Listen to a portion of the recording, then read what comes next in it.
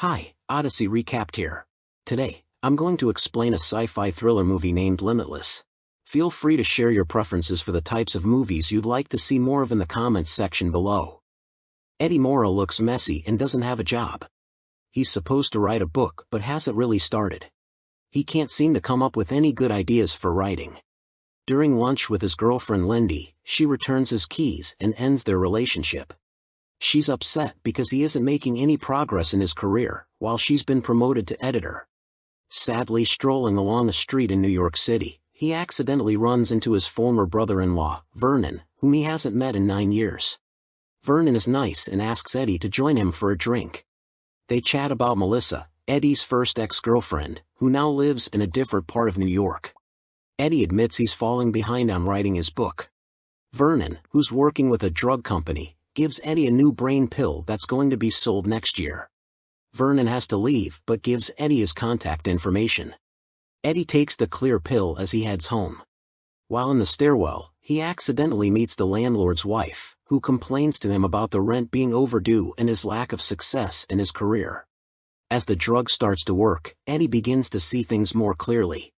He starts conversing confidently with the woman about legal studies, and before long, they end up writing her law school paper together, followed by engaging in a physical relationship. Returning to his untidy apartment, Eddie realizes the mess and swiftly tidies up. He then sits down at his laptop and begins to write. The words flow effortlessly. The following morning, he's back to his usual self, but he's printed several hundred pages of his book. He brings them to his editor, who looks at them cautiously. Later, he listens to his voicemail and finds out that the editor is eager to discuss. She's read 40 pages and is quite impressed. Eddie visits Vernon and notices his bloody face, but Vernon doesn't explain what happened. However, he tells Eddie about a drug called NZT-48 and asks him to run some errands. When Eddie returns, he finds the door open, and Vernon is dead on the couch, and the apartment is in disarray. Shocked and frightened, Eddie calls 911. While waiting for the police, he searches for the stash of NZT-48 and discovers a baggie of pills hidden in the oven, along with some cash and an address book. He keeps the pills hidden from the police, who let him go after questioning him briefly. Back home, he takes another pill and suddenly feels a surge of energy. He gets a haircut, buys new clothes, and feels determined to finish his book within 4 days. He starts learning piano, card games, exercises, new languages, and becomes very knowledgeable about various topics, impressing new acquaintances with his newfound confidence. One of the people listening to Eddie, stockbroker Kevin Doyle, gives him his business card. Soon after, Eddie gets invited to a glamorous beach party in the South. He enjoys the party atmosphere, zooming around in a Maserati with an attractive companion. Then, he impresses everyone by cliff diving from a height of over 100 feet. He realizes that one side effect of NZT is to always push forward without hesitation. During this time, he has a profound realization about his future but understands that he needs a significant amount of money to achieve his goals. He begins to dabble in day trading but soon realizes he needs more money to make significant gains. With urgency, a cafe owner connects him with a Russian loan shark named Gennady. Gennady gives him $100,000 but makes it clear that serious consequences will follow if Eddie fails to repay the loan, including threats of severe violence. Now fully committed to stock trading, Eddie sees his brokerage account grow rapidly to $2 million. He receives job offers and attention from reporters. Kevin Doyle arranges a meeting with the renowned entrepreneur Carl Van Loon.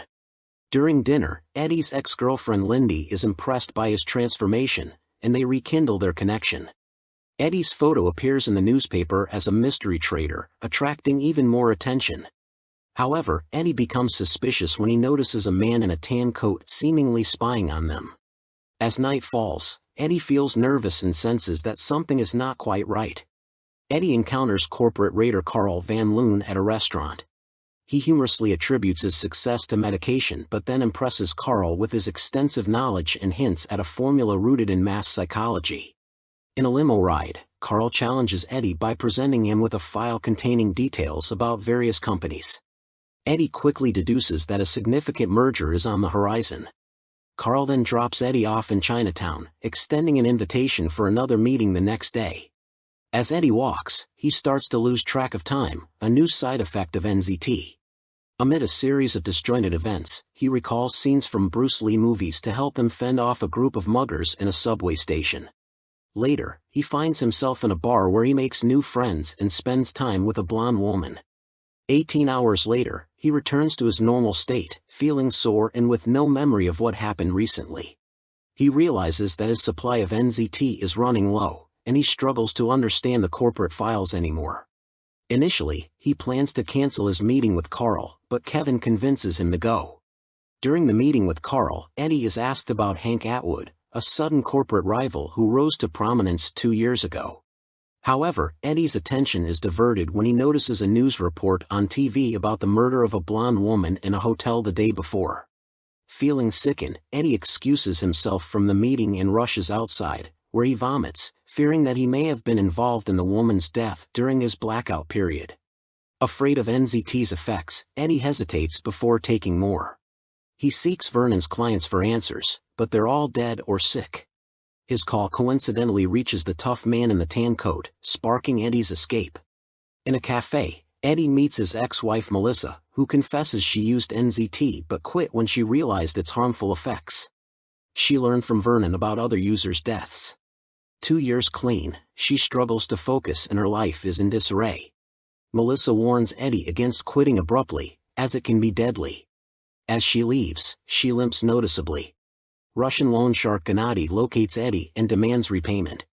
During the confrontation, Gennady notices a dropped NZT pill and takes it, experiencing its effects.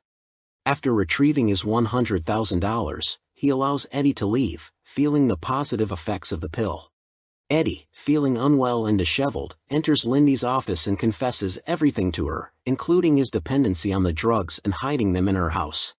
While Eddie collapses on the floor, Lindy retrieves the stash herself. However, on her way back in a taxi, the man in the tan coat from the parquet attacks her. He brutally kills 2 bystanders who try to help her as she flees and seeks refuge in Central Park. Lindy calls Eddie for help, and he urges her to take one of the pills. Under its influence, Lindy defends herself by using an ice skating girl as a weapon, injuring the man in the tan coat.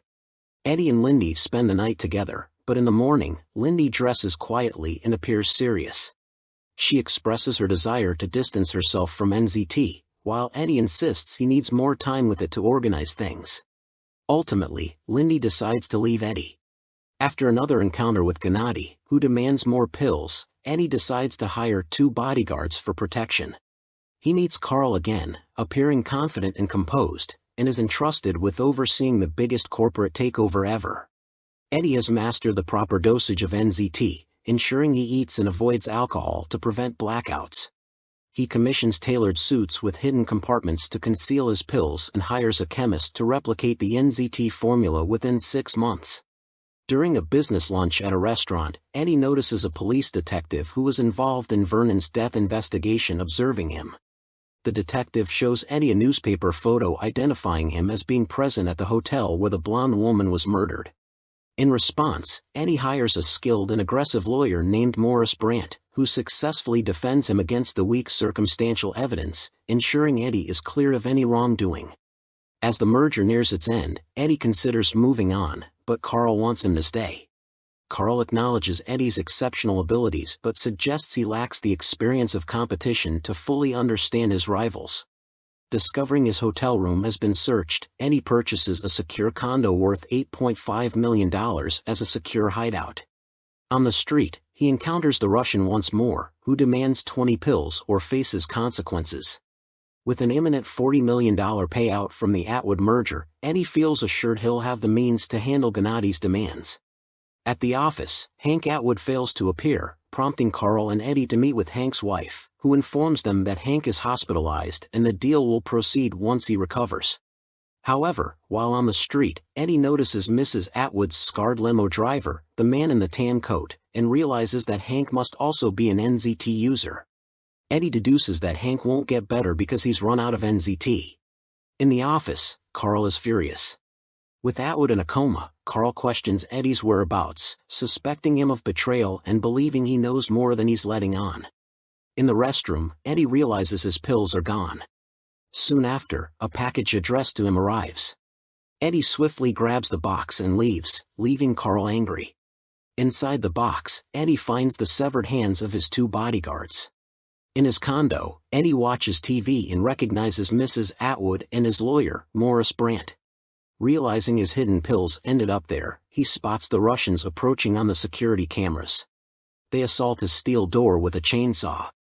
Feeling trapped, Eddie stands on the balcony's edge, contemplating suicide to avoid the inevitable torture awaiting him at the hands of the Russians. In a moment of desperation, Eddie recalls the location of one last NZT pill but loses it as the Russians break in. Gennady injects himself with his last converted pill, preparing to torture Eddie. However, with a sudden burst of strength, Eddie overpowers Gennady and kills him. When the other 2 Russian thugs return, Eddie, fueled by the effects of Gennady's NZT-enriched blood, manages to fend them off, blinding one and ultimately killing both in self-defense. At the hospital, Hank Atwood passes away. Eddie comes to the realization that while Brandt stole his pills, he didn't give them to Mr. Atwood. In the waiting room, Eddie encounters the man in the tan coat, who now, with his boss deceased, assists Eddie in searching through Brandt's safe. Inside the safe, Eddie finds his packet of pills while the man in the tan coat stands guard over a tied and gagged Brandt on the floor. 12 months later, Eddie's book is published, and he's running for the U.S. Senate in New York. Carl pays him a surprise visit in his campaign office. While their initial interaction is warm, Carl subtly hints that he knows Eddie's secret and has shut down his NZT lab. Carl offers Eddie a limitless supply of NZT in exchange for future inside information. Eddie responds aggressively, asserting that he no longer needs NZT as he has become permanently enhanced. He demonstrates his abilities, pushing Carl away. Later, at an upscale Chinese restaurant, Eddie and Lindy reunite. Eddie impresses by ordering in fluent Chinese, but he notices Lindy's amused expression and asks innocently, "What?" Make sure you subscribe and turn on the notifications so you can watch more videos like this. Thanks for watching.